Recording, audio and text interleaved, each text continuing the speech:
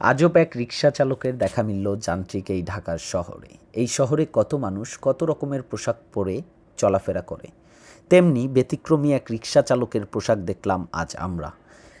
এ যেন এক আজব রিকশা চালক।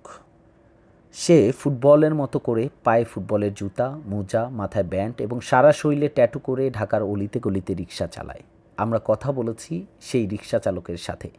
সে তার নাম জানিয়েছে মোহাম্মদ হৃদয়, এবং আমরা এই ধরনের পোশাক পরার কারণটাও জানতে চেয়েছি তার কাছে। সে জানিয়েছে এই পোশাক পরার কারণ যেন যাত্রী সাধারণ বেশি বেশি তার রিকশায় ওঠে এবং সে যেন বেশি বেশি টাকা ইনকাম করতে পারে। মানুষ দেখে তাকে অবাকই হচ্ছে, এবং আমরাও প্রথমও তাকে দেখে অবাক হয়েছিলাম। যাই হোক, ভিডিওটি যদি ভালো লাগে শেয়ার করবেন, রিকশা চালককে একটি লাইক দিয়ে যাবেন।